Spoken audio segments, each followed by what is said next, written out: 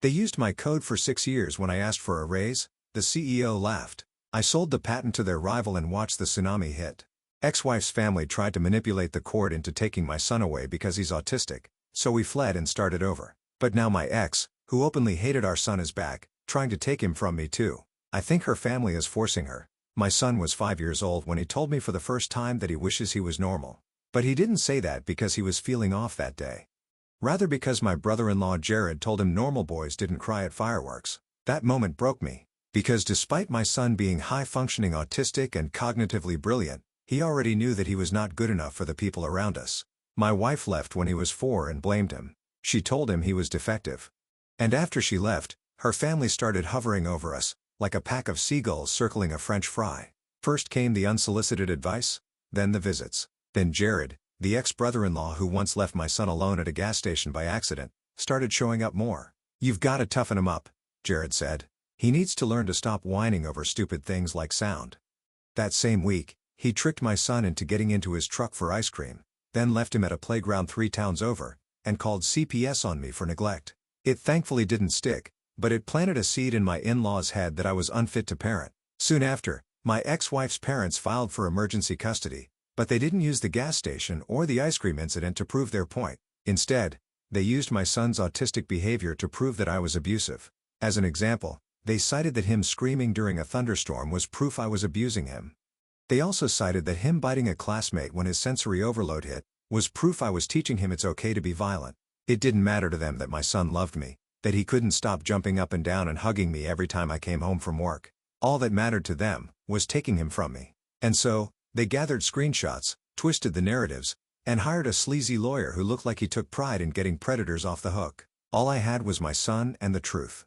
When trial day came, I knew the courtroom would overwhelm him. So I did what I always did. I prepared him. We read court transcripts, watched old proceedings, practiced with stuffed animals. I explained what custody meant. I showed him how to breathe when it got too loud. And I made sure he knew that I loved him more than anything in this world. In the courtroom, the in-laws sat smug, Jared winking at me like he'd already won. As expected, their attorney painted me as negligent. He said my son needed proper structure, even fabricated a lie about me laying hands on him. It was a nightmare. When he was finished, the whole courtroom looked at me like I was a monster.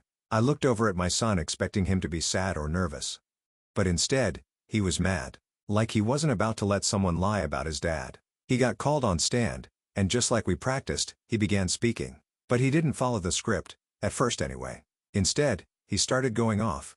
"That man was lying. Never talk about my dad like that again. He never hit me. He loves me. When Mom hit me, he stopped her. I love my dad so much. He never lets my peas touch my mashed potatoes. He puts labels on my bookshelf so I can find every story. He doesn't lie. Ever." The room stilled. "I know Article 3 of the Family Code," my son added. "It says the court wants what is best for me. And what is best for me is staying with my dad." My in-law's lawyer tried to immediately object, but the judge held up a hand. "Let him finish. Dad doesn't make me feel different like they do," my son said, pointing at Jared. "He makes me feel normal, like I'm actually cool. I love him." I wiped my face. I hadn't cried since my wife left, but that day, I couldn't stop bawling looking at my son. The judge ruled in our favor, full custody to me. No visitation rights were granted to the in-laws.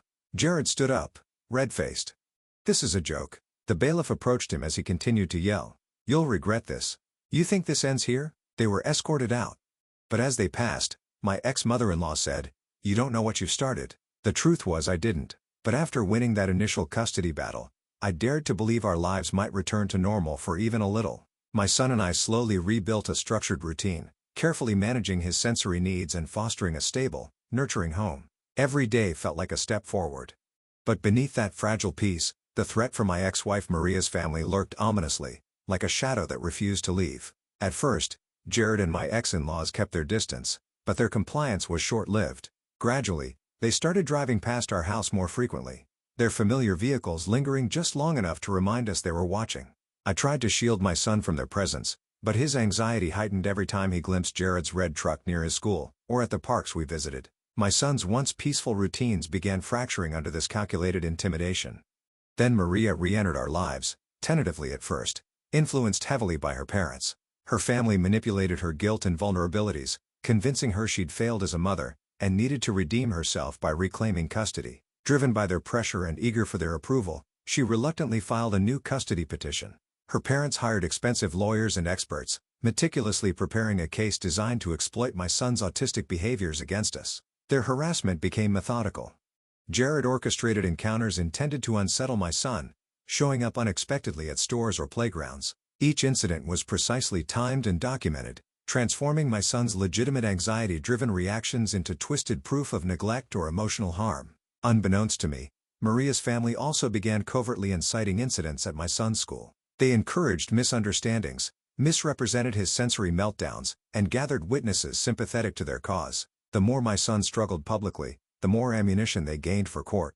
As the custody hearing loomed closer, my sense of foreboding deepened. I worked closely with Dr. Chen, desperate to protect my son from mounting anxiety. But despite our careful preparations, I didn't fully grasp the extent of Maria's family's schemes, or realize that my son had begun his own quiet defense. Encouraged by Dr. Chen, he meticulously documented the harassment, gathering his own evidence, determined to safeguard our future. The new custody hearing arrived far too quickly. The morning of the hearing, I woke before my alarm. The room still dark, my heart already racing. I'd barely slept, my mind churning with worst-case scenarios. What if Maria convinced the judge? What if her parents' money bought her better lawyers? What if my son froze up on the stand? I found him already awake, sitting cross-legged on his bed, flipping through his blue notebook. The soft glow of his nightlight cast shadows across his concentrated face as he reviewed his notes. I organized my thoughts, he said, not looking up, by importance. Red stars are the most important facts. I sat beside him, careful not to disturb the precise arrangement of his blanket. The mattress dipped slightly under my weight, and he adjusted his position to maintain balance. That's really smart, buddy. I know. He nodded matter-of-factly. I also packed my backpack with exactly 7 books, in case we have to wait. My throat tightened. He'd been through this before. The waiting, the tension, the strange adults asking invasive questions. No child should be this prepared for court. We arrived early. Patrick, my attorney, met us in the hallway, his expression grim. His tie was slightly crooked, and I could smell coffee on his breath as he leaned in to speak quietly. They're all here, he warned quietly. Maria, her parents, Jared, and they've brought reinforcements.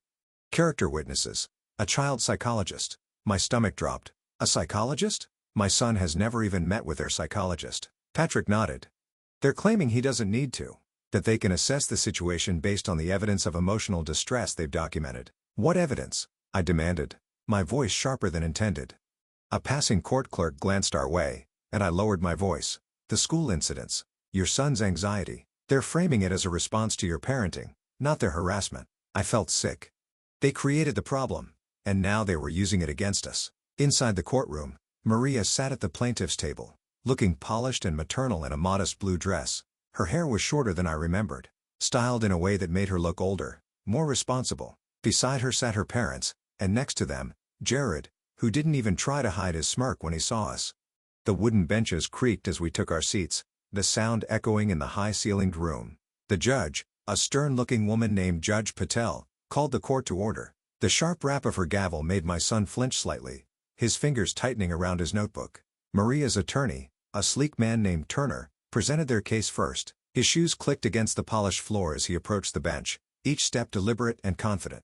Your Honor, my client has made mistakes, he began. She left her child during a difficult time. She acknowledges this, but she has spent the last year rebuilding her life, attending parenting classes, and preparing to be the mother her son deserves. I glanced at my son, who was drawing geometric patterns in his notebook, his face unreadable. His pencil moved in precise measured strokes, creating perfect squares and triangles.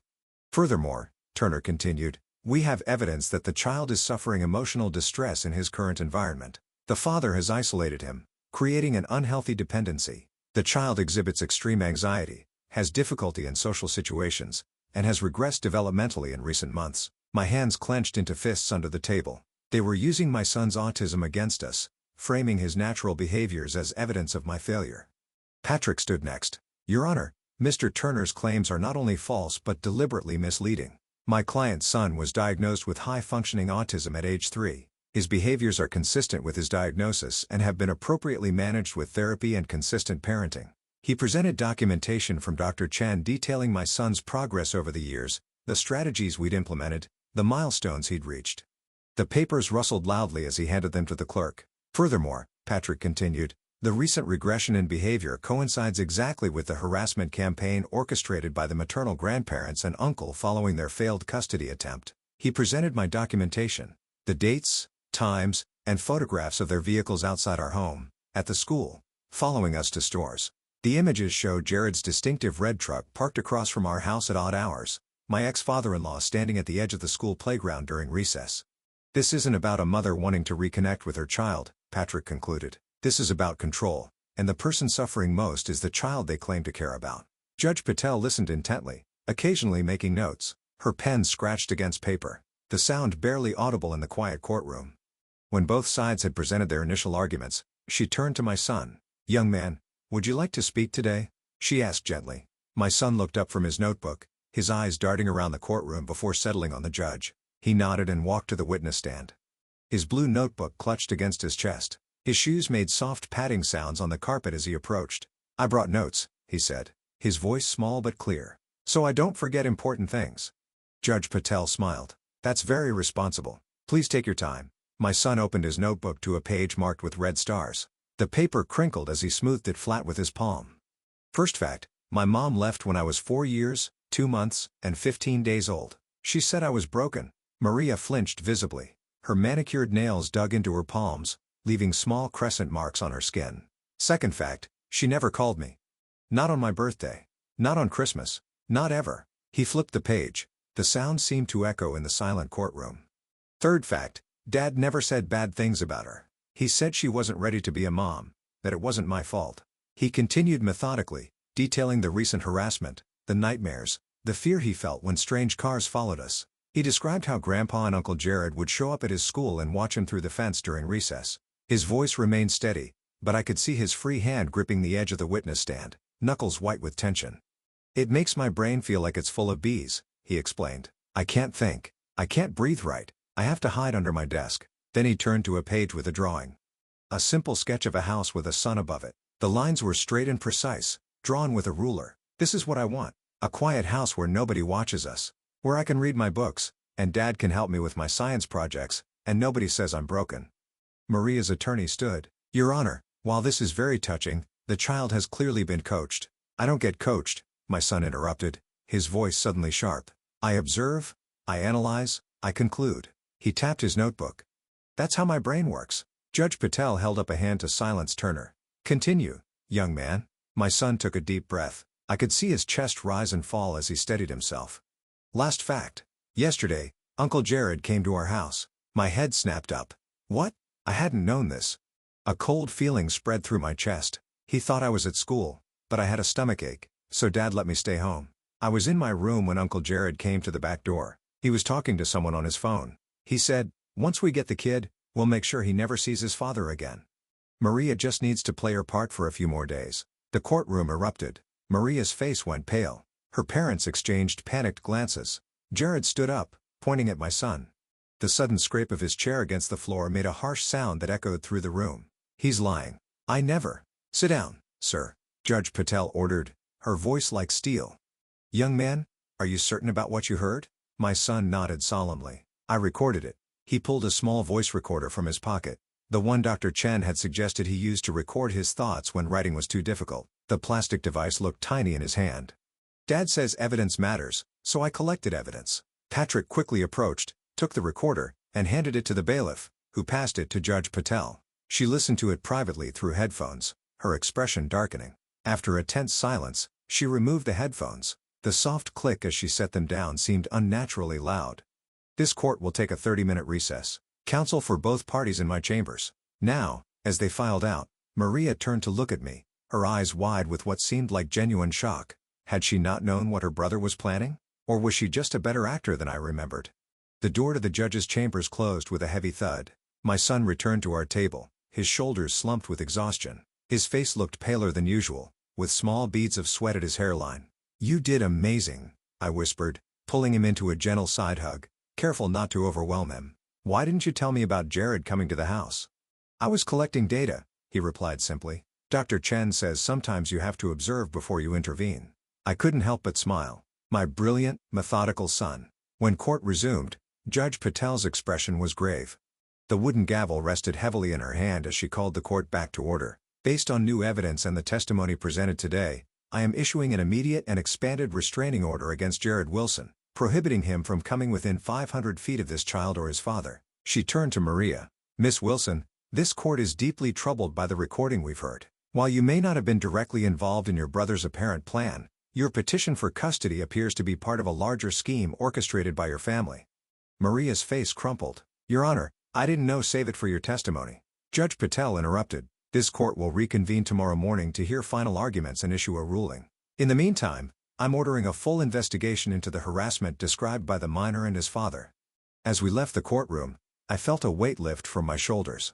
For the first time in weeks, I dared to hope we might actually escape this nightmare. The afternoon sunlight streamed through the courthouse windows, casting long shadows across the marble floor. That hope was short-lived. As we walked to our car, Maria appeared, hurrying across the parking lot toward us.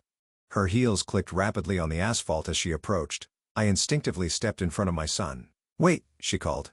Please, just 1 minute. Patrick, who was walking with us, moved to intercept her. My client has a restraining order. Against my family, not me, she said quickly. Please, I need to explain. I hesitated, then nodded to Patrick. It's okay. We'll hear her out. My son pressed against my side, his body tense. I kept my hand on his shoulder, reassuring him. I could feel his rapid heartbeat through his thin jacket. Maria stopped a few feet away, her eyes red-rimmed. I didn't know what they were planning, I swear. They told me they just wanted to help me reconnect with my son, that you'd been keeping him from me. You left, I reminded her, keeping my voice level. You called our son broken and walked out. You never called, never wrote. I know. She looked down. I was young and selfish and scared. I couldn't handle it, but they made it sound like you turned him against me, that you wouldn't let me see him even if I tried. Did you ever try? I asked. She didn't answer, which was answer enough. The wind rustled through nearby trees, filling the awkward silence. They're obsessed, she continued. My parents, Jared, they can't stand that you're raising him without them having any control. When the first custody case failed, they came to me, offered to pay for everything if I'd file for custody. My son tugged at my sleeve. Dad, I want to go home. In a minute, buddy. I said softly, then turned back to Maria. Why are you telling me this now? Because I heard the recording. What Jared said. Her voice broke. They never intended to let me be his mother. They just wanted to use me to get him. I studied her face, trying to determine if this was just another manipulation. What do you want, Maria? I want to withdraw my petition, she said, and I want to apologize to both of you. She looked at our son who was half hidden behind me. I'm sorry I left. I'm sorry I wasn't brave enough to be your mom. My son peered around me. His eyes narrowed in assessment. Are you still scared of me? He asked bluntly. Maria blinked, taken aback by the directness of the question. I was never scared of you, she said after a moment. I was scared of failing you. There's a difference. He considered this, then nodded once. Okay. Apology accepted. Can we go home now, Dad? I couldn't help but smile at his matter-of-fact response. Yes, buddy, we can go home. As we turned to leave, Maria called after us. They won't stop, you know. My parents, Jared, they'll find another way. I looked back at her. I know. That's why we're leaving. That night, as I tucked my son into bed, he asked the question I'd been dreading. Where are we going to move to? I sat on the edge of his bed. The mattress creaked softly beneath me, and the bedside lamp cast a warm glow across his worried face. I'm not sure yet. Somewhere quiet. Somewhere with good schools. Somewhere they can't find us easily. He frowned, processing this. But what about Miss Quinn? And Dr. Chen? And my library card has 12 more stamps before I get a free book. My heart ached. Moving meant leaving behind the few stable elements in his life. His teacher who understood him. His therapist who'd helped him navigate his emotions. The routines we'd carefully constructed. We'll find a new teacher, I promised. And a new therapist. And a new library. It might take some time to adjust, but we'll do it together, okay? He didn't look convinced. Can I bring my bookshelf labels? Of course. And my solar system model? Definitely. He thought for a moment. Will they have the right kind of piece? The small ones, not the big mushy ones? I smiled. If they don't, we'll order them online. This seemed to satisfy him. He pulled his blue notebook from under his pillow and wrote something down before closing it. The pencil scratched softly against the paper. What did you write? I asked. A hypothesis, he replied. I think we'll be okay if we stick together. I leaned down and kissed his forehead. That's not a hypothesis, buddy. That's a fact. The next morning we returned to court. The atmosphere was different. Tenser, more subdued. Maria sat alone at her table, her parents and Jared nowhere to be seen. The empty chairs beside her seemed to emphasize her isolation. Judge Patel called the court to order. Before we begin, I've been informed that Ms. Rick Wilson wishes to address the court. Maria stood, her hands trembling slightly. Your Honor, I wish to withdraw my petition for custody. I've realized that my son's best interests are served by remaining with his father, who has provided him with stability, understanding, and unconditional love. Things I failed to give him. Judge Patel raised an eyebrow. Are you making this statement of your own free will, Miss Wilson? Yes, Your Honor. After hearing my brother's recorded statement yesterday, I realized I was being used as a pawn in my family's vendetta against my ex-husband. I want no part of it. The judge studied her for a moment then nodded. Petition withdrawn.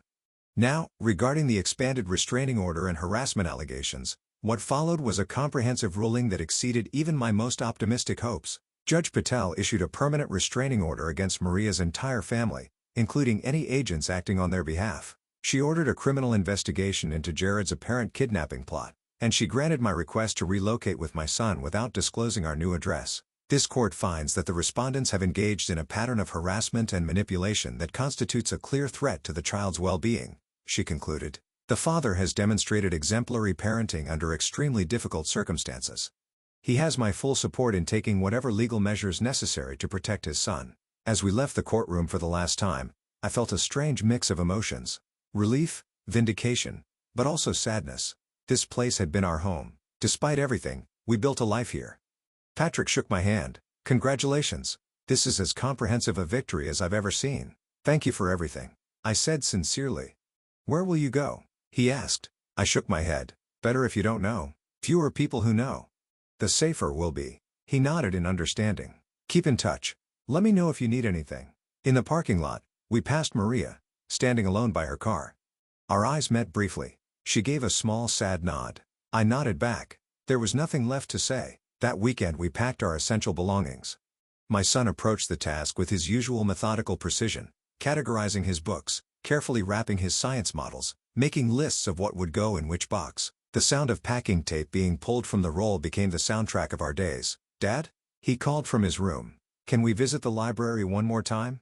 To say goodbye to Miss Eden. Miss Eden was the children's librarian who had always set aside new astronomy books for him. She'd been one of the few people who never made him feel different. Of course, buddy. At the library, Miss Eden fought back tears as my son solemnly handed in his partially stamped card.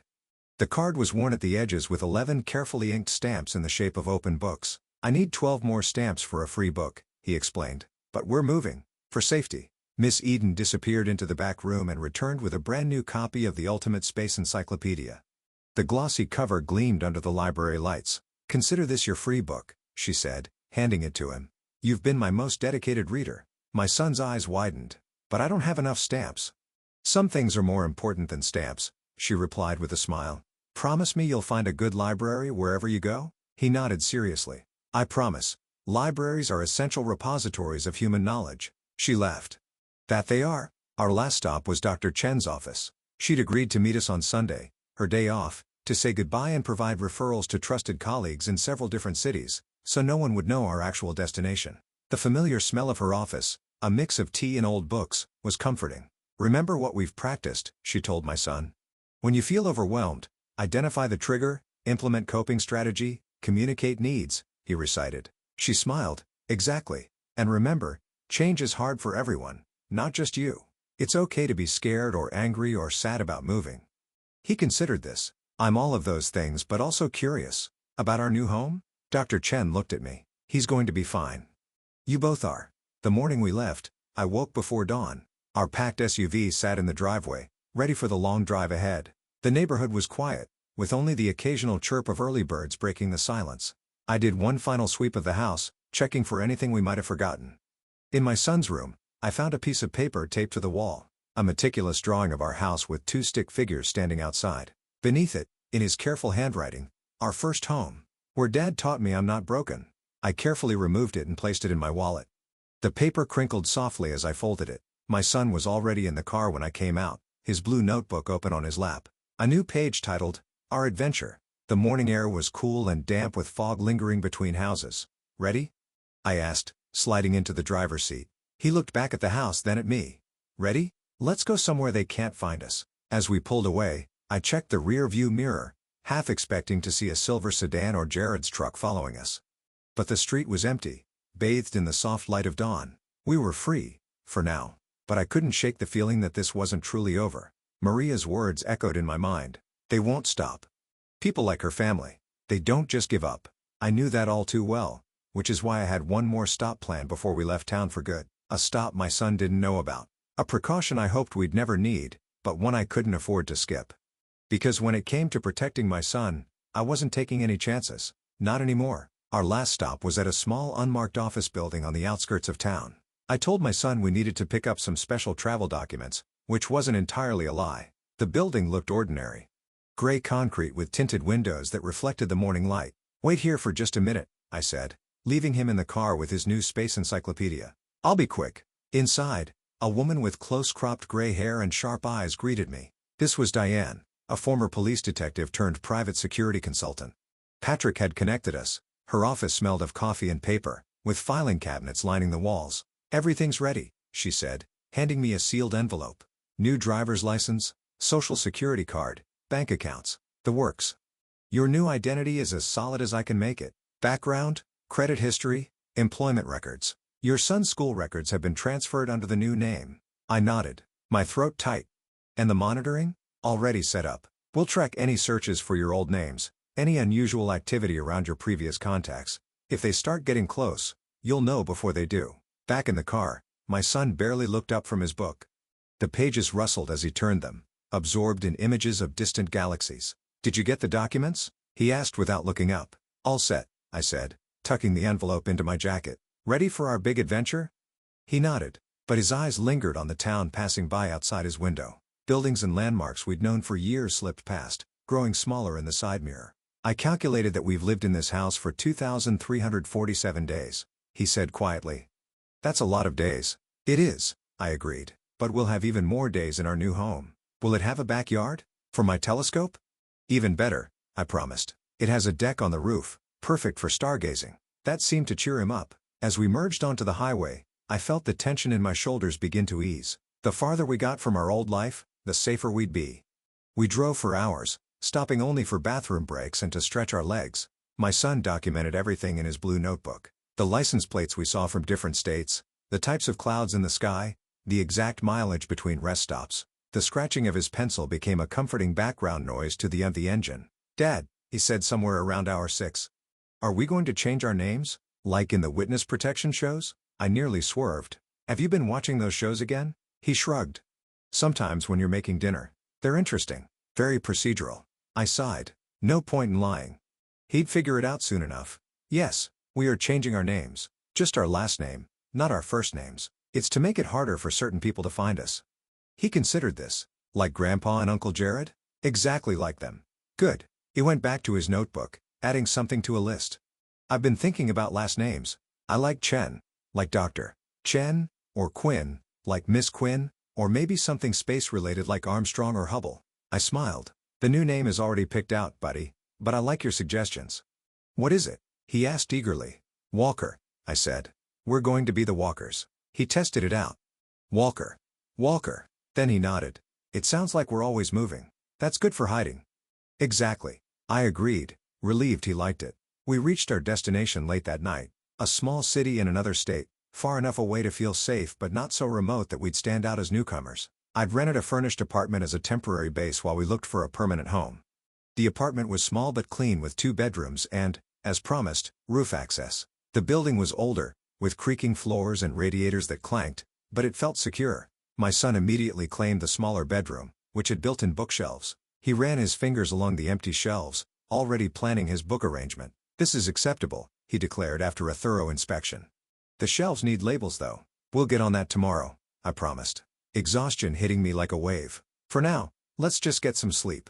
That first night in our new place, I barely slept. Every unfamiliar sound jolted me awake. Of the refrigerator, the creaking of the heating system, the distant sirens of a city I didn't know yet. The shadows on the walls seemed to shift and move in the unfamiliar darkness. I kept checking my phone, half expecting to see a message from Diane warning me that they'd somehow tracked us already. But morning came without incident. And then another. And another. We settled into a routine. I found a job working remotely as a technical writer, flexible hours that allowed me to be there for my son. We found a new therapist, Dr. Ramirez, who specialized in autism and trauma. The local school had a good special education program with teachers trained to handle sensory issues. Slowly, cautiously, we began to build a life. My son adapted better than I'd expected. He mapped out the new neighborhood with meticulous precision, identifying the optimal routes to the library, the park, the science museum. He created detailed charts of traffic patterns and noise levels at different times of day. He made a friend, a quiet girl named Zoe who shared his interest in astronomy and didn't mind his need for precise language. "Zoe says I talk like a professor," he told me one evening, sounding pleased. "She says it's cool." "It is cool," I agreed. "You're cool." He rolled his eyes, but I caught the small smile. 3 months into our new life, I received the first alert from Diane. Jared had been making inquiries about us in our old town, questioning my former colleagues, my son's old classmates' parents, but the trail was cold. We'd been careful to leave no forwarding address, no hints about our destination. A month later, another alert. Maria's parents had hired a private investigator. The PI had tracked us as far as the state line before losing the trail. Each alert sent my anxiety spiraling. But each time, our precautions held. Our new identities remained secure. We were ghosts to them now. 6 months after our move, we found a permanent home. A small house with a fenced backyard, and as promised, a rooftop deck perfect for stargazing. The house needed work, peeling paint, outdated kitchen, squeaky floorboards, but it was ours. A fresh start. The day we moved in, my son carefully arranged his books on the built-in shelves, applying new labels with his precise handwriting. Each book had its exact place, organized by subject and then alphabetically. "Dad," he said that night as we sat on the roof, his telescope pointed at Jupiter. "I think our hypothesis was correct." "Which hypothesis is that?" I asked, watching as he adjusted the focus knob with practiced fingers. "That we'd be okay if we stuck together." He adjusted the focus on his telescope. "The evidence supports it." I smiled. "I think you're right. Life wasn't perfect. My son still had meltdowns sometimes, like when the school fire alarm went off unexpectedly during a test, or when the grocery store rearranged the cereal aisle. He still had nightmares about being taken away. I still woke up sometimes in a cold sweat, convinced I'd heard Jared's truck in the driveway. But those moments became less frequent. The good days outnumbered the bad. A year after our move, I received a message from Patrick. Jared had been arrested, not for anything related to us, but for fraud. He'd been running some kind of investment scam, and one of his victims had pressed charges. He was facing serious jail time. "One less thing to worry about," Patrick wrote. "Thought you'd want to know." I didn't share this news with my son. I didn't want to reopen old wounds, but I slept a little easier that night. 2 years into our new life, we received an unexpected package forwarded through Patrick's office. The only person who knew our new address. Inside was a letter from Maria. I read it alone first, bracing for threats or demands. The paper was expensive, with a faint scent of the perfume she used to wear. Instead, I found an apology. Longer, more detailed, and seemingly more sincere than the one she'd offered in the courthouse parking lot. She wrote about getting therapy, about confronting her parents about their manipulation, about the guilt she carried for abandoning her son. She didn't ask to see him, or even to know where we were. She just wanted us to know she was sorry, truly sorry, and that she hoped we were happy and safe. Enclosed with the letter was a small blue box containing a meteorite fragment, a genuine piece of space rock with authentication papers. "I remember he loved space," she wrote. "Maybe someday he'll want this. If not, I understand." I debated whether to show any of this to my son. He was doing so well, thriving in school, making friends, pursuing his interests with the same intensity but less anxiety. Why risk disrupting that? But he deserved to make his own choices about his relationship with his mother, limited as it might be. That evening, I showed him the letter and the meteorite. He read the letter carefully, his expression unreadable. Then he examined the meteorite, turning it over in his hands. The rock was dark and dense with subtle patterns visible on its surface. "It's a chondrite," he said finally. "Probably from the asteroid belt between Mars and Jupiter. Very old, billions of years. What do you want to do with it?" I asked. He thought for a moment. "I want to keep it for my collection." He placed it carefully on his desk next to his other space treasures. "But I don't want to write back. Not yet." "That's completely fine," I assured him. "You don't have to decide anything now." He nodded, then asked, "Is she still with Grandpa and Uncle Jared?" "No," I said truthfully. "She says she isn't speaking to them anymore." "Good." He went back to the homework he'd been doing. "Maybe someday I'll write to her when I'm older to ask questions about space rocks." "Whenever you're ready," I said. "No rush." 3 years after our escape, We received word that my ex-father-in-law had passed away. The news came again through Patrick, who'd maintained a distant eye on the family for us. The email was brief, but contained all the essential information. Heart attack,